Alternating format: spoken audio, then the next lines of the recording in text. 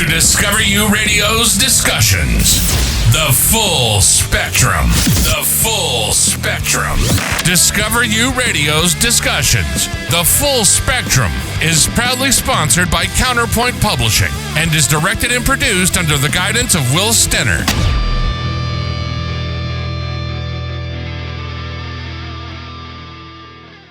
It's 10 after 6, you're clocked out, the registers are shut down, and there's that customer peeking through the window like a lost raccoon. Get Your Guide to Customer Service by Brandon Eagle. He addresses this. You can find it on Amazon and Kindle. This is the brief on early bird entitlement. You know that dreaded moment when a customer rolls up way before their service appointment and just expects the world to stop for them? It's like they're treating your empty service desk like a VIP nightclub entrance, totally ignoring the line of responsible adults behind them, which will absolutely wreck your schedule if you don't properly shut it down. First, we have to recognize the ego trap here. See, these folks think showing up early equals doing more work, which entitles them to a fast pass to the front. So what does "I'll just wait" actually mean in their heads? Well, it means they're going to sit right there, silently judge you, and then loudly complain when it takes exactly as long as you told them it would. Second, you absolutely must protect your process. Sticking to the schedule isn't about punishing the early bird, it's protecting the customers who actually follow the rules, and it keeps your technicians from rushing. You might ask, but wait, doesn't good customer service mean we should try to squeeze them in? No way, because as customer service expert Brandon Eagle points out, fairness will always feel like unfairness to someone who wanted special treatment. Finally, handle them using firm boundaries and flexible options to defuse the ticking time bomb standing at the desk. Be kind but firm by offering clear alternatives like a free loaner vehicle, rescheduling, or simply waiting their turn without bumping anyone else. Just remember, offering a loaner is a courtesy, not an admission of guilt or some courtroom settlement.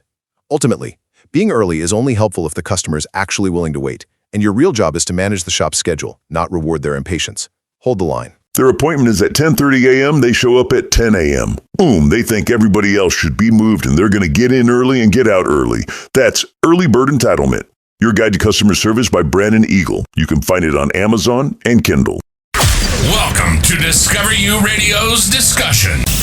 Stay tuned as Robert Simmons and Rita Fox go into a deep dive.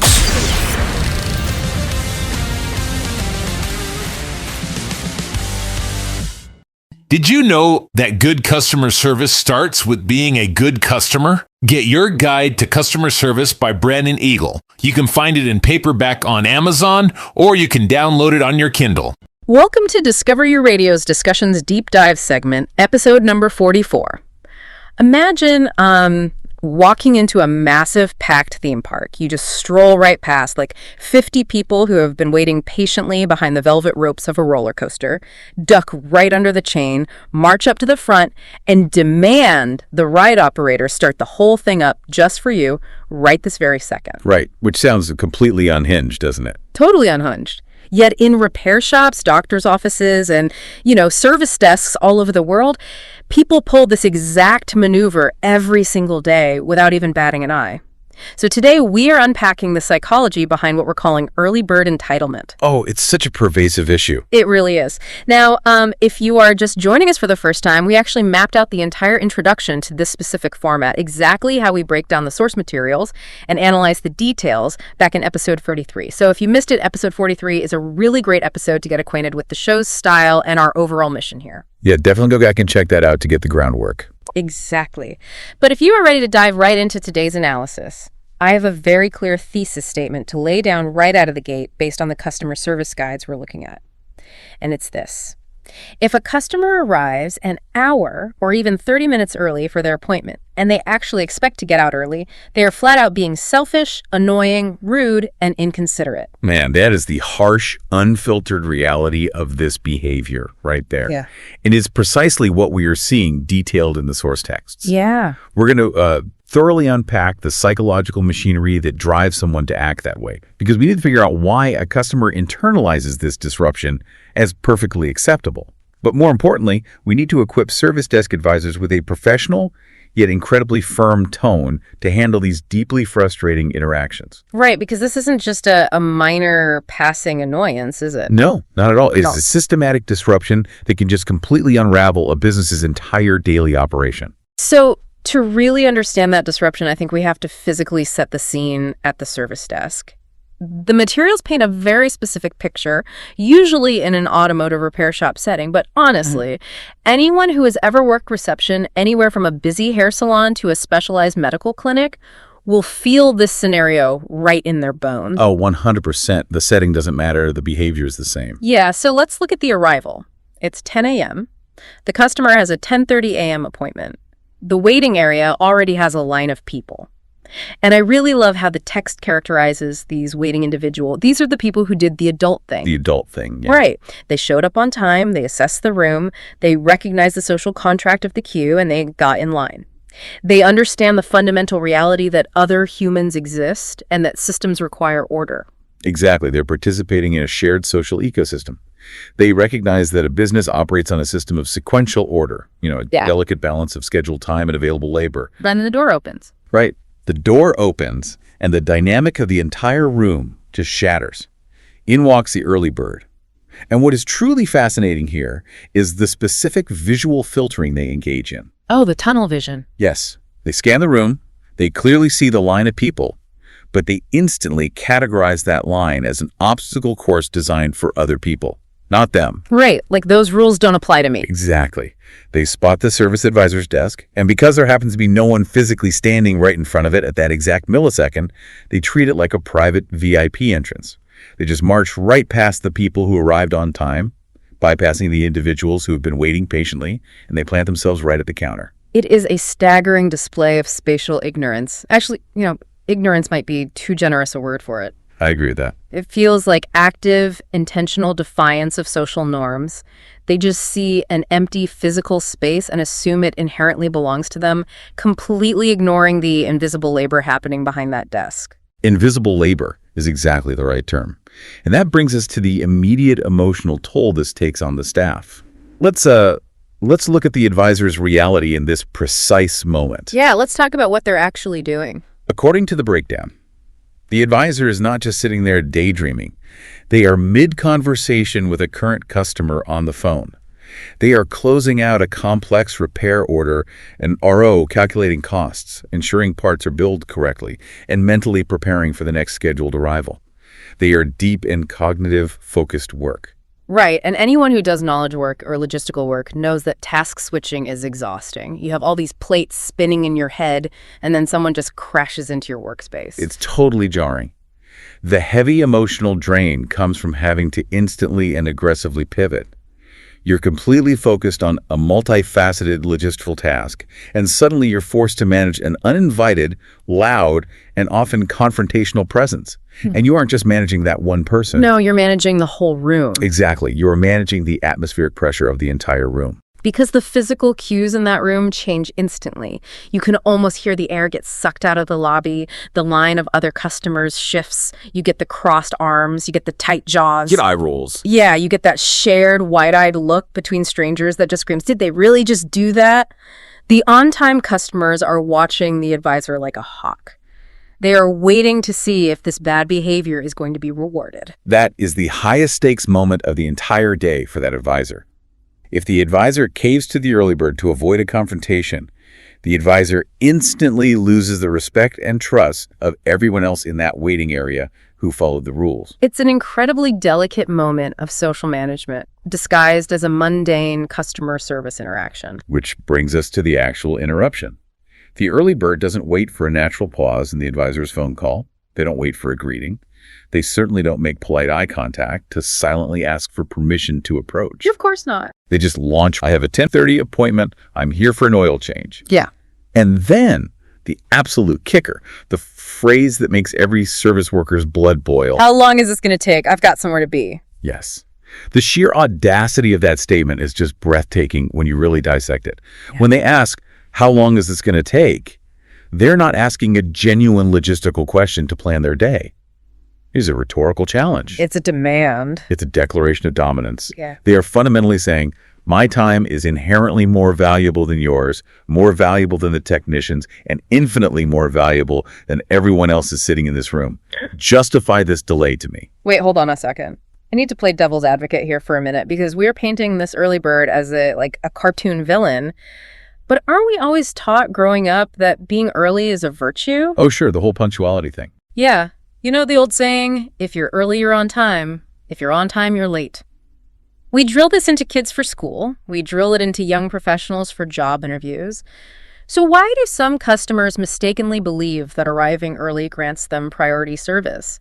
Like, where does that specific, seemingly logical wire get crossed in their brains? That is a very perceptive pushback, actually. And it gets right to the core of the internal logic loop we need to unpack. The issue lies in how we define the purpose of being early. In a professional setting, like a job interview or a critical meeting, arriving early is an act of preparation. Right. It's about respecting the other person's schedule by ensuring you are fully decompressed, organized, and ready to begin exactly when they are ready for you. You are early to adapt to their timeline. Okay, so it's an act of respect for the system. Precisely. But to these entitled customers, early is not about preparation. It is entirely about ego. They believe their early arrival is a massive favor they are doing for the business. Like a gift. Yes, a gift of their presence. And therefore, the business should immediately halt its operations to reward them. They are operating on a completely flawed mathematical equation in their head. Right, the customer logic loop from the notes. I mean, think about the mental gymnastics this person is doing. In their head, step 1 is, I showed up early. Step 2, I have somewhere to be. Step 3, by being early and being busy, I am doing more than other customers. Yeah, their logic is impeccable to them. So therefore, the grand conclusion, I should go first and be done faster, it makes perfect sense to them, completely isolated from reality. And to maintain that logic loop, they have to completely ignore the reality of the physical shop around them. They ignore that the service bays in the back are completely full. They ignore that the technicians are elbow deep in engines that were checked in hours ago. They don't see any of that. Right. They ignore the fact that a schedule is a complex, interlocking puzzle of labor availability, parts delivery, and safety protocols. They literally only see their own vehicle and their own wristwatch. That brings up something really profound from the text, actually. This massive translation error between the advisor and the customer. The advisor looks at the schedule, does the math, and tries to be a consummate professional. They say, okay, we can get you checked in, but the turnaround will be an hour and 15 minutes. Right. Just giving the facts. Yeah. To the advisor, they are just stating a concrete logistical fact based on physics and labor. But what does the customer hear? The customer does not hear. That is the standard, unavoidable amount of time needed to do the job safely and correctly. Yeah. Because they are operating exclusively from a place of ego, they hear a personal, targeted insult. An insult. Yes. They hear, you are not important enough to bump everyone else out of the way. Right. They take a logistical timeline and instantly interpret it as an emotional rejection. Wow. They take logistics as an emotional rejection. That explains so much of the anger. It really does. And it gets even more toxic when the customer finally huffs and puffs, rolls their eyes, and says, fine, I'll just wait. The source material points out that they aren't actually agreeing to wait patiently. That phrase is a trap. Oh, it is entirely performative. When they say, I'll just wait, what they're actually saying is that they will sit in the lobby silently judging every single second that ticks by, stewing in their own manufactured resentment. They're loading a metaphorical spring. We've all seen this person. The loud sighing, the dramatic checking of the phone every 30 seconds. Pacing around. Yeah, pacing back and forth across the linoleum, making uncomfortable eye contact with the other people in the waiting room, trying to recruit them into a little mutiny. Exactly. And the text describes how 20 or 30 minutes will pass. Their actual original 10:30 appointment time hasn't even started yet. The schedule is functioning perfectly exactly as promised, but they will storm back up to the desk, demand to know how much longer, and when told their car is next to go in, they explode. Yep. You mean they haven't even started on it yet? Dang. They broadcast their outrage to the entire room, framing themselves as the victim of a massive corporate injustice. Just give me my keys. I'm taking my business elsewhere. As if the advisor is supposed to dramatically leap over the counter, fall to their knees, and beg them to stay. It leaves the advisor completely drained. They remained patient, they communicated clearly, but they still had to absorb all that misplaced hostility. Meanwhile, the customer stomps out to their car, remaining absolutely convinced that being early entitled them to magic and the business failed them. But knowing why they do it, knowing about the logic loop and the ego doesn't really help the person standing behind the desk in the heat of the moment. No, not really. Because that advisor is still staring down a seething customer who thinks the world revolves around them. So how do you actually tether them back to reality? How do you de-escalate that without ruining the schedule and without getting screamed at? It requires the advisor to have a profound, unshakable understanding of their own operational reality. They have to mentally set a boundary before they even open their mouth. They must remember that the shop is a meticulously scheduled environment. It is not a first-come, first-served fast food drive-thru. Right. You can't just pull up to the window and demand a transmission flushed in 5 minutes. Exactly. The text emphasizes what it calls the superpower of calm. The advisor has to look this agitated person in the eye and gently, but immovably, communicate that they are not the main character of the universe, and they need to respect the established order. I think we need to actually hear what this boundary setting sounds like in practice to fully grasp the nuance of it. Let's do a role play based directly on the scenarios in the text. So good. I'm going to play the entitled early bird. I've just stomped up to your desk. I'm 30 minutes early. I've bypassed the line, and I'm already visibly annoyed that you haven't dropped everything for me. You are the advisor. I am ready. Okay, here we go. Okay, an hour and 15 minutes. That's ridiculous. I'm already here. I have to be somewhere in about an hour, so you need to get my car in the back right now. I completely understand that you are on a tight schedule today, and I appreciate you getting here early. However, I have other customers who are currently here on time for their scheduled appointments, and I cannot bump them out of their spots. That would disrupt the entire shop's workflow and delay everyone else. But I'm here now. There's no one even in that bay over there. Can't you just squeeze it in real quick? It's just an oil change. It shouldn't take an hour. I wish I could, but that bay is prepped for a heavy repair arriving shortly. The only solution I have right now is if someone doesn't show up for their appointment, or if we get a sudden cancellation, I can absolutely slide you into their spot. Otherwise, we will need to reschedule your appointment for a day when you have a bit more time. Or, if you would prefer, you can leave your car with us today, and I will put you in a loaner vehicle at no additional cost. That way, you can get to your next appointment and run your errands without racing the clock. I want to do whatever I can to help lessen your inconvenience today, but I do have to honor the schedule for everyone. Wow. Okay. Feeling that boundary drop in real time is actually kind of jarring when you're in the headspace of the entitled customer. It stops you in your tracks, right? It really does, because there is so much psychological judo happening in your response.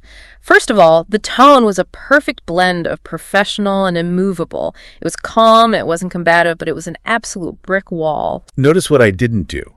I didn't apologize for the wait. I didn't say, I am so sorry we can't get you in. Apologizing for the fundamental physics of time and labor implies that the business has done something wrong.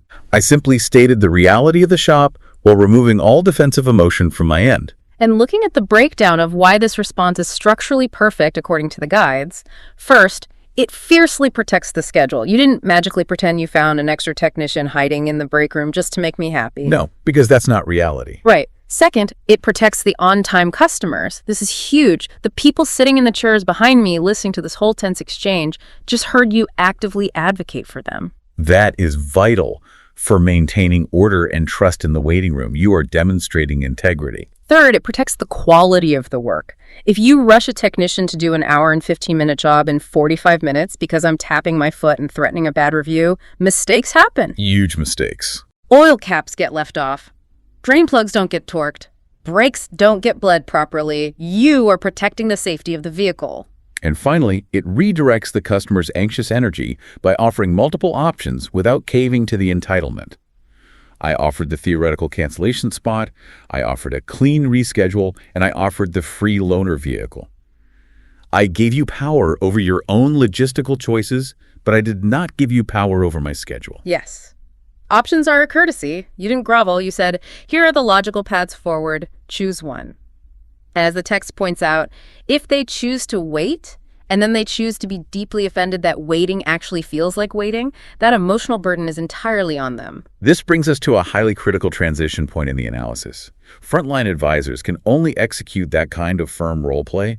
They can only hold that professional brick wall without trembling if they absolutely know, down to their core, that the people above them have their backs. Which perfectly sets up the coaching moment and management's absolute non-negotiable role in all of this. It's so important. The source material introduces a coaching philosophy from a man named Brandon Eagle.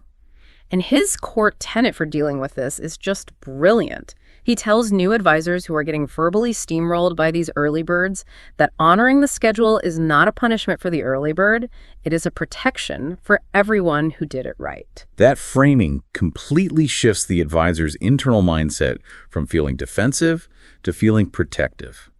You aren't being mean to the person who showed up early, you are being fiercely loyal to the punctual people. It casts the advisor not as a barrier, but as a guardian of fairness. And Brandon has this quote that we have to highlight because it applies to almost every facet of human interaction. Fairness will always feel like unfairness to someone who wanted special treatment. That is practically a law of physics in customer service, isn't it? It truly is. When someone's baseline expectation entering a room is privilege, equality feels like oppression. If they expect to be ushered to the front of the line simply because they demanded it, telling them to simply wait their turn alongside everyone else feels, to them, like a targeted personal attack. To combat that, Brandon gives this incredibly solid script to defend the process if the customer keeps pushing and demanding to know why being early doesn't help them. He says to tell them, getting here early doesn't move other people back, it just makes sure we're ready for you when it's your turn. It is so simple, but it completely deflates their argument. It neutralizes their entire stance. It acknowledges that they are early, which validates their physical action, but it completely severs the connection to the expected reward of priority service. The text really emphasizes that advisors should feel zero guilt for this. Why on earth should you feel guilty for refusing to sacrifice 3 polite, on-time customers just to save one loud, entitled person 10 minutes of waiting? You shouldn't. But, and this is the massive systemic but, you can only be that confident if management is standing right there behind you. This is where we must dive deep into why management must support staff against these unreasonable demands. It is the absolute linchpin of the entire operation. Relying on the principles in the text, leadership's job is not to hand an entitled customer a trophy for volume. A trophy for volume. Love that phrasing. Just because you are the loudest complainer in the lobby, just because you can project your voice the furthest, doesn't mean you win the grand prize of cutting a line. Precisely. If a manager caves just this once to appease a loud customer, usually under the guise of making it right or saving a survey, 2 terrible destructive things happen simultaneously. First, they teach the customer that yelling works. Yeah, it validates them. They reinforce the exact bad behavior they supposedly want to prevent, virtually ensuring that this customer will escalate their behavior the next time they visit. Yes. You are basically training them like a dog. You are giving them a treat for barking. But the second thing is so much worse for the business internally. The second consequence is that management actively teaches their own staff that their boundaries don't matter. If I'm the advisor, and I just took the emotional brunt of telling this aggressively entitled guy no to protect the shop's workflow, and then my manager walks out of the back office, flashes a customer service smile, and says, "Oh, I'm so sorry about the confusion, sir. We'll squeeze you right in." I am never, ever fighting that battle for the shop again. Why would I? I just look like an idiot, and my manager made me out to be the bad guy. You wouldn't fight it again? You would become entirely apathetic. You would stop caring about the schedule, stop caring about fairness, and just let whoever yells the loudest get what they want to avoid the headache. And as the expert text warns, without management backing, you no longer have a process, you just have chaos with name tags. Chaos with name tags. That is such a hauntingly accurate description of a poorly managed retail or service environment. We've all walked into businesses that feel exactly like that. The employees look defeated, the loudest customers are running the show, and the quiet, polite people are just sitting in the corner getting ignored. It is the inevitable, toxic result of prioritizing the loudest complaint over the established operational process. Okay, so we've analyzed the psychology of the early bird, the emotional toll on the room, the advisor's defensive strategy, and management's ultimate responsibility to hold the line. Now, let's synthesize all of this behavioral analysis into the concrete playbook provided in the source material. The 10 rules. Right, the 10 rules for what it calls the I got here first delusion. Instead of just reading them like a grocery list, let's group these rules by the psychological themes we've been uncovering. We'll start with what we can call the delusion of space and priority. This covers the first 3 rules of the text. This theme is vital because it addresses how the entitled customer physically interacts with the environment. The text establishes that early doesn't move you to the front, lines apply to everyone, and announcing yourself is not a VIP pass. The core lesson here is that showing up 30 minutes early means you successfully read a clock. It does not mean the universe now orbits your arrival. Exactly. The text addresses that infuriating tactic where the customer walks past a queue because no one is standing right at the desk.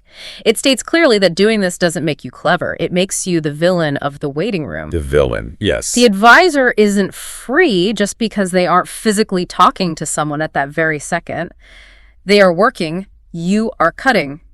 And marching up and barking your name and appointment time doesn't open a magical portal to instant service. By enforcing these spatial boundaries, the advisor protects the invisible labor that keeps the desk functioning. Yeah. It grounds the customer in the reality that the business was functioning before they arrived and will continue after they leave. It reestablishes the existence of other people, which is the very thing their entitlement blinds them to. Moving to the second theme, the delusion of time and urgency.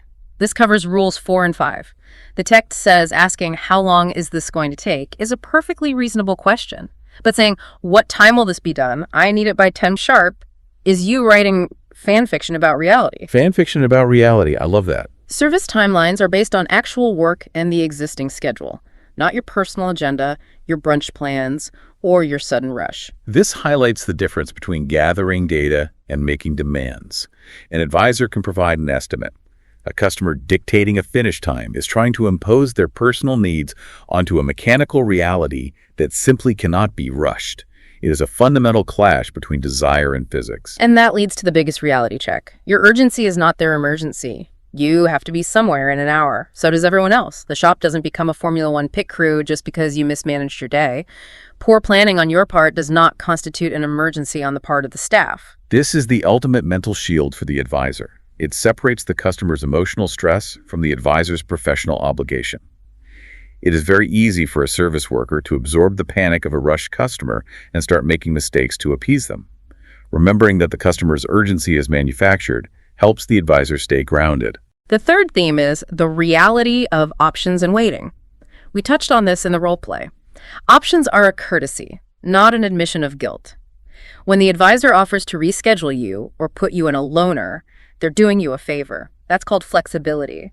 Treating every option like a courtroom settlement doesn't make you powerful, it makes you exhausting.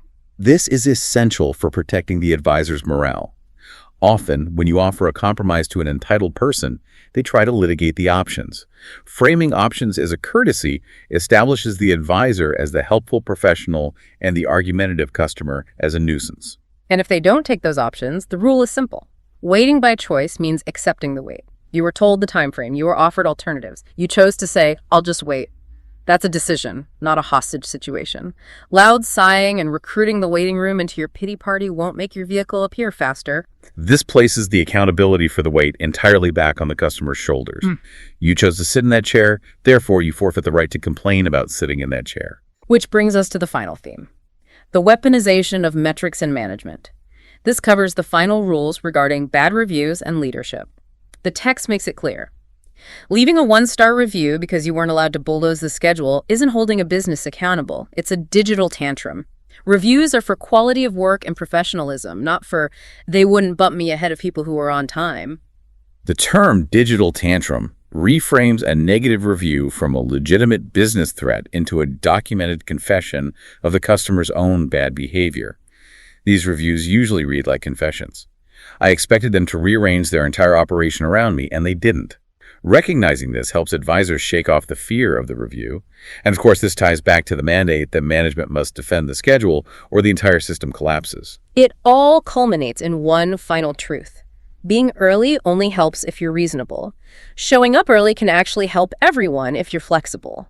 But if your day changes and your magical timing no longer works, call and reschedule like a functioning adult instead of demanding the entire operation pivot around you. You'll respect the staff, protect other customers' time, and avoid becoming the cautionary tale told in the break room. It is the perfect concluding thought for the behavioral analysis. This entire document is fundamentally a masterclass in holding professional boundaries against the crushing weight of modern ego. It is about realizing that service does not mean servitude, and that a schedule is a tool of fairness, not a weapon of inconvenience. And when that mutual respect is absent, the advisor has every right, and in fact a profound duty to the other customers, to enforce those boundaries firmly. Indeed. Which brings us to a final thought I want to leave you, the listener, with today. It stems directly from the closing philosophy of the source text. I want you to really consider this in the context of your own life. The moment you believe time owes you a favor is the moment you stop noticing who was there before you. I ask you to reflect on your own actions, your own busy days. When have you expected a system, a line, or a person to bend to your schedule simply because you showed up early? And perhaps more importantly, who are you inadvertently disrespecting, rushing, or pushing aside in the process? Stay tuned. Up next, we have Dakota Freeman and Lauren Miller, who disagree with some of the situations while they host Discover You Radio's Discussions, the debate segment. Don't get caught up in old school corporate service manual training. The funky one? Get Your Guide to Customer Service by Brandon Eagle and get caught up today. You can find it on Amazon and Kindle. Welcome to Discover You Radio's Discussion. Stay tuned for Dakota Freeman and Lauren Miller as they get into an intense debate regarding the subject matter as they give two separate opinions.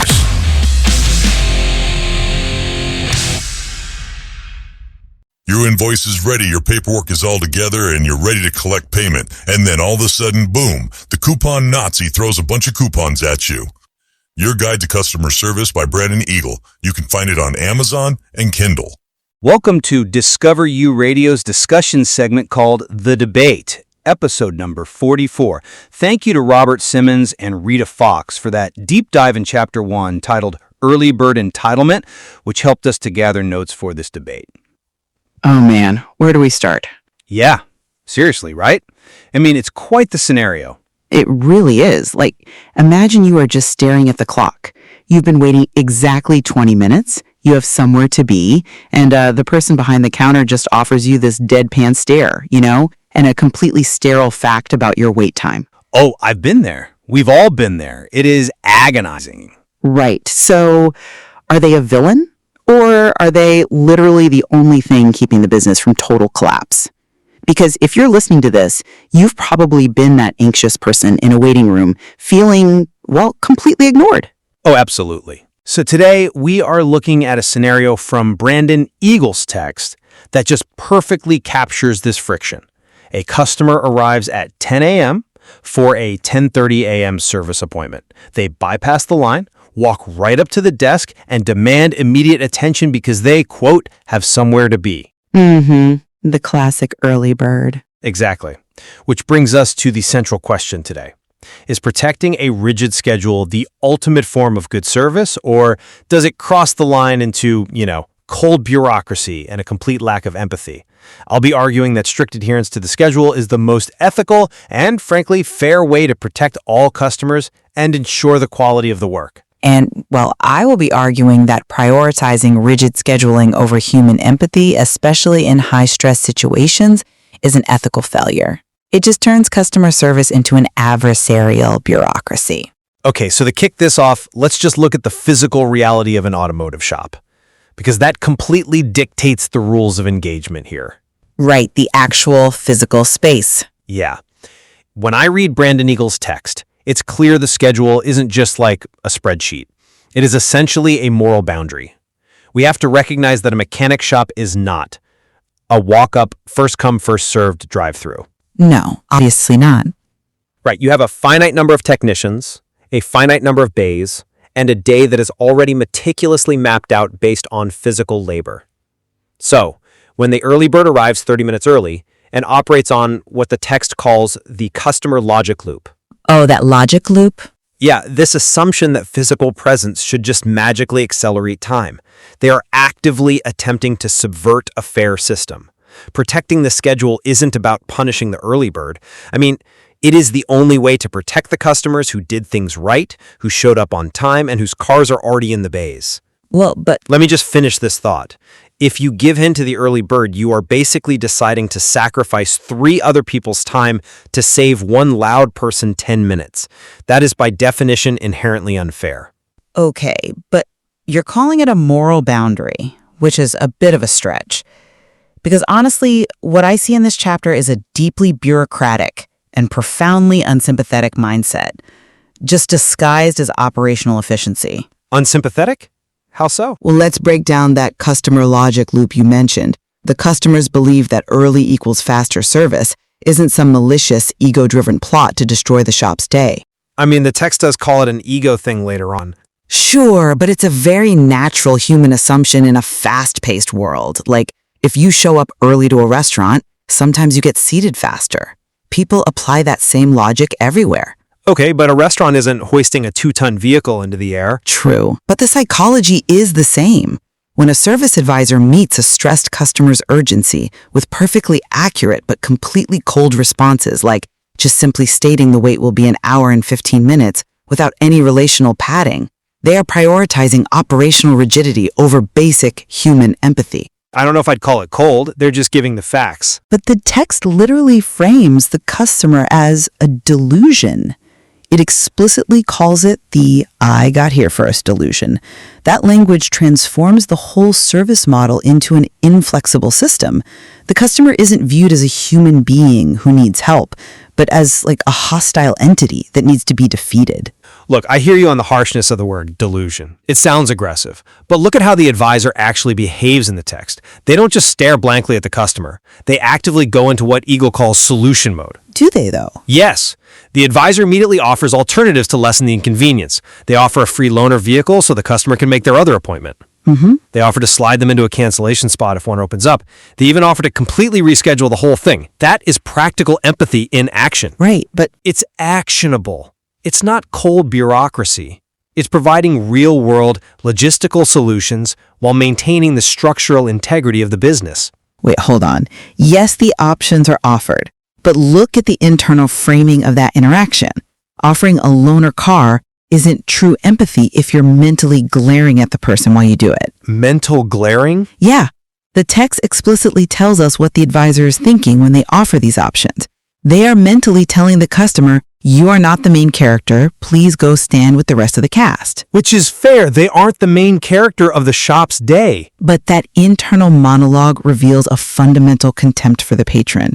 The options aren't offered out of genuine care. They are treated like a courtroom settlement. A courtroom settlement? That's a little dramatic. It's a way to legally absolve the shop of responsibility while quietly judging the customer.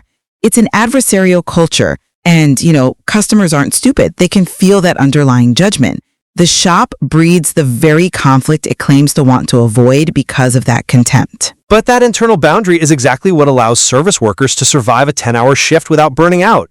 Let's actually dig into the mechanics of why that boundary exists. Managing a tight shop schedule isn't hospitality in the traditional sense. It's air traffic control. Oh, so we're comparing oil changes to aviation now? Yes, because you wouldn't demand an air traffic controller land your plane first just because you have brunch plans, right? Because doing so causes a mid-air collision for the other planes. The auto shop is exactly the same. Okay, let's unpack that. When Eagle lists his 10 rules for the "I got here first" delusion, he's laying out the rules of airspace. If a shop is forced to operate like a NASCAR pit crew just because one customer mismanaged their morning, that objectively risks the safety of the whole operation. I love the air traffic control analogy, I really do. But an air traffic controller communicates clearly and constantly with the pilots to keep them calm. True. They don't just tell a pilot, "You're in a holding pattern," and then put them on mute while silently hoping they run out of fuel. That is not what the advisor is doing. That's my issue with the 10 rules, though. The text instructs management not to hand the customer a trophy for volume, and it frames the customer's frustration as a digital tantrum. By using language like delusion and tantrum, the shop absolves itself of having to examine its own bedside manner. Because the bedside manner isn't the primary product. The safe repair of the vehicle is. But good service should be about de-escalation. It should be about meeting a customer where they are emotionally. When you label a frustrated patron as delusional, you're no longer in the business of hospitality. You're just a toll booth operator demanding compliance. Well, let's walk through the actual mechanics of what happens when you give them that trophy for volume. If you pull a technician off a brake job to do a rushed oil change for the loud guy in the lobby. Which I'm not saying you should do. But that's what the customer wants. And if you do it, you aren't just pausing the brakes, you're breaking the technician's cognitive focus. You're risking a safety error, you're delaying the parts delivery for the next 3 cars in the queue. It's a massive domino effect. I understand the logistics. The primary mandate of an auto shop is safety, quality, and honoring agreements made with all patrons. Brandon Eagle makes a crucial point in the book. Fairness will always feel like unfairness to someone who wanted special treatment. Right. So true empathy in this scenario is systemic. The service advisor has to act as the protector of the invisible customers, the ones whose cars are already lifted on the hydraulic hoists. Let me stop you right there. When you say systemic empathy, what does that actually look like in practice for the person who is currently white-knuckling the counter? It looks like a functioning shop that gets their car done correctly. Because to them, it just looks like you don't care. Systemic empathy cannot come at the total expense of interpersonal empathy. Let's look at the psychology of the waiting room.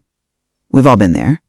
You experience a total loss of control. Sure, you don't know what's happening behind those closed garage doors. So let's look at the specific moment in the text when 20 minutes pass. The 10:30 appointment hasn't even started. The customer asks, "Do you know how much longer?" And the advisor responds, "Your vehicle is next to go into the shop." Which is true. This is the perfect illustration of empathy failure. I completely disagree. I don't see the failure. The text points out that the schedule is doing exactly what it was designed to do, and the advisor gives an answer that is perfectly reasonable and perfectly accurate. Because factual accuracy is not the same as human communication. Oh, come on. No, listen, the advisor knew the 10:30 appointment hadn't started. They knew the customer was visibly anxious, exhibiting what Eagle calls the illusion of control by standing at the desk, trying to somehow force the mechanic to move faster through sheer willpower. Right, which is unreasonable behavior. Unreasonable or not, instead of recognizing that psychological stress and offering some conversational padding like, I don't know, I know you're in a tight spot with time. Thanks so much for your patience. We are right on schedule and you're next up. The advisor just delivers a cold, sterile fact. And that's a crime. Look at what happens. The customer explodes. They say, "You mean they haven't even started on it yet?" The advisor triggered that explosion. They were technically right, but relationally disastrous. But why is the burden of emotional regulation placed entirely on the service worker? Because they are the professionals in the interaction. You're asking the advisor to play amateur psychologist for a customer who is behaving unreasonably. The customer's internal belief system, as Eagle outlines, is that their personal urgency automatically equates to the shop's emergency. It's an emergency to them. They assume that if they don't get exactly what they want instantly, it must be bad service. The advisor answered the question directly and honestly. We have to be careful about demanding that workers constantly massage the egos of customers who are actively ignoring the rules. Massage their egos? Yes. Eagle coaches rookies to remember that they are allowed to be kind and firm at the same time. Stating a fact clearly, "Your vehicle is next to go into the shop," is kind because it's truthful. It doesn't promise the impossible. It doesn't promise the impossible, but it completely ignores the stakes, which brings us right to the ethics of rigidity in high-stress environments. Treating human urgency merely as ego, which Eagle explicitly does in his takeaway, saying early bird entitlement is not about time, it's about ego, is an enormous blind spot. Is it? Or is it just calling out bad behavior? We are talking about vehicles. To the vast majority of people, their vehicle is their livelihood. It's how they get to work, how they pick up their kids, how they manage a medical emergency. I mean, nobody is denying that cars are important. Right. So when a shop operates with zero margin for human error or anxiety, it ethically fails the community it serves. It creates an environment where any deviation from the perfect schedule is met with silent hostility. People aren't just dropping off a pair of shoes to be shined. They are handing over the machinery their lives depend on. Acknowledging that stress isn't massaging an ego. It's recognizing their shared humanity. Okay, you're painting the customer as incredibly vulnerable, but that completely ignores the reality of the workplace dynamics. Let's look at rule number 9 in the text. Management must defend the schedule and the staff. I agree they should defend the staff. Eagle points out that caving, just this once, teaches the customer that yelling works. And more importantly, it teaches the staff that they don't matter. Well, obviously you shouldn't reward yelling. But if we prioritize the empathy of the loudest person in the room, the one having the digital tantrum, don't we inherently create an unethical workplace for the staff? You can't ask a service advisor to absorb verbal abuse just because someone needs to pick up their kids. No, I'm not saying they should accept abuse. Eagle writes that if management caves, you don't have a process, you have chaos with name tags. The ethical obligation of management isn't just to the community, It is to protect their employees from being steamrolled by patrons who believe the universe orbits their arrival. You can protect your staff without turning the customer into an enemy, though. I agree that management shouldn't cave to yelling. Yielding to abuse destroys morale, but the dichotomy the text presents is entirely false. How is it false? It suggests that you either have chaos with name tags or you have a rigid, unyielding bureaucracy where the customer is a delusion. There is a massive middle ground here. The problem with the 10 rules is that they train the staff to view the customer with suspicion from the moment they walk through the door. Suspicion is a strong word. Look at rule number 2. It says that if a customer walks up to the empty desk, they are cutting and making themselves the story everyone tells later. That is an incredibly toxic way to view a simple misunderstanding. It assumes malice where there is only ignorance. It doesn't assume malice, it observes behavior. Let's talk about the social contract of the waiting room. Oh boy, the social contract. Yes, the text describes the line of people sitting there, the tight jaws, the crossed arms, the shared look of, did they really just do that? The rules are designed to articulate the unspoken agreement between everyone in that room. The people who showed up on time and sat down did the adult thing, as the text puts it. Right. So when the early bird bypasses them without a greeting or a pause, launching immediately into, I have a 10:30 appointment, I'm here for an oil change, they are the ones breaking the social contract. The advisor is simply the enforcer of that contract. Without that enforcement, society literally breaks down into a free-for-all where the most aggressive person wins. Okay, but the social contract of a waiting room is heavily dictated by the environment the business itself creates. If the business is so tightly wound that a person showing up 30 minutes early threatens to collapse the entire day, as the text literally claims, keep the day from collapsing just because someone set their alarm, then the business model itself is fragile. It's not fragile, it's just fully booked. Eagles states that showing up early can actually help everyone if the customer is flexible, but the shop itself is demonstrating zero flexibility. The text says your urgency does not equal the shop's emergency. While true, when that becomes your corporate mantra, you stop being a service provider. But again, is it a fragile business model, or is it simply the reality of physics? A service bay can only hold one car at a time. A technician can only perform an oil change so fast before they risk stripping a drain plug or forgetting a filter. The schedule is a map of physical capacity. When the customer's logic loop kicks in, I showed up early, therefore I should be done faster, they are denying the physical reality of the shop. Eagle's advice to rookies is profound. You don't owe them a shortcut. You owe everyone the same process. Right, process. That process is what ensures the brakes actually work when the car leaves the bay. If maintaining that process requires a degree of rigidity, then rigidity is necessary. Rigidity in the mechanical process? Absolutely. Nobody wants a rushed brake job. But rigidity in human interaction, that's where the failure occurs. I just don't see them as separate things. But they are. Look at rule number 7. Waiting by choice means accepting the wait.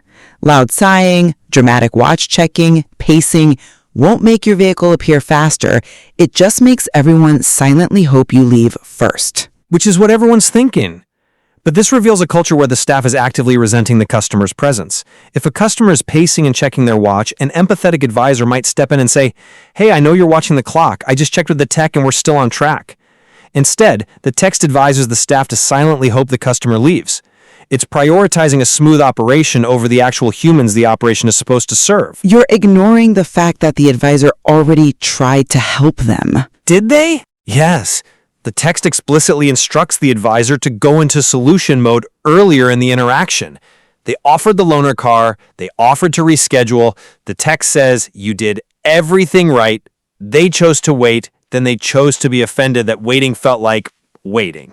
Well, there is a limit to how much a business can mitigate a customer's self-inflicted stress. The advisor set the expectations, was completely transparent, and gave the customer a chance to make a decision. The customer decided to stay and complain. At that point, the advisor's obligation is to hold the line, as the text says, while everyone else tries to move it. To me, that is the essence of professional integrity. But by strictly policing the timeline and treating every single interaction as a battle over who controls the clock, the shop loses the customer entirely. The text mentions that the customer storms out, shouting they're never coming back and leaving a 1-star review. good riddance to a bad customer, frankly. But Eagle dismisses this as a digital tantrum. From a business standpoint, if your process consistently results in customers feeling so unheard that they explode and leave forever, your process is flawed. You might have successfully protected your schedule, but you failed your primary objective of providing a service that people actually value and trust. You won the battle and lost the war. Well, let me just summarize my position here. The schedule is the ultimate equalizer. When Brandon Eagle writes that an advisor is not failing when they protect the schedule and they are not rude for enforcing the line, he is articulating a profound truth about fairness. Okay. True fairness means the invisible customer, whose car is already in the bay, matters just as much as the loud early bird standing at the desk. Rigid adherence to the schedule protects the integrity of the work, the safety of the vehicles, and the fairness owed to all patrons. It is the bedrock of a functional service environment. And my summary is this. Rigid adherence to a schedule, when stripped of genuine human empathy, devolves into a cold bureaucracy that antagonizes the very people it's meant to serve. A system that views human anxiety as a delusion and urgency as mere ego is fundamentally broken. It treats patrons as adversaries rather than people relying on a critical service for their daily lives. Good service requires flexibility, relational warmth, and the emotional intelligence to navigate high-stress situations without resorting to silent judgment. It is definitely clear we have a significant divergence on whether the enforcement of these rules constitutes a necessary professional boundary or, as you say, a failure of empathy.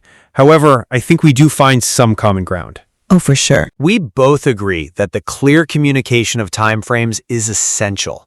Furthermore, offering alternative options like the free loaner vehicle mentioned in the text is a crucial step in attempting to resolve the conflict, even if we disagree on the underlying intent of how those options are presented. Yes, options are critical and communication is non-negotiable. The tension really lies in how a business balances operational efficiency with human anxiety, and whether strict enforcement in high-stress environments is the right tool for the job. Very tension. It challenges us to define what we mean by good service when resources are finite and emotions run incredibly high. It reminds us that there are multiple ways to interpret fairness in the service industry, and navigating that line is, well, incredibly complex. Which brings us to the end of our discussion today. Thank you so much for your support, and that you can find Your Guide to Customer Service by Brandon Eagle on Amazon. You can get it in paperback form or Kindle. Your Guide to Customer Service by Brandon Eagle addresses the diagnostic denier. That's the customer that doesn't want to pay the diagnostic after he got it. Get your copy at Amazon and Kindle. Your Guide to Customer Service by Brandon Eagle. Thank you for listening to Discover You Radio's Discussions. We'd like to invite you to research who was spotlighted on this episode. And if they have a website, join their mailing list. Because listeners like you made it possible. Thank you for your support.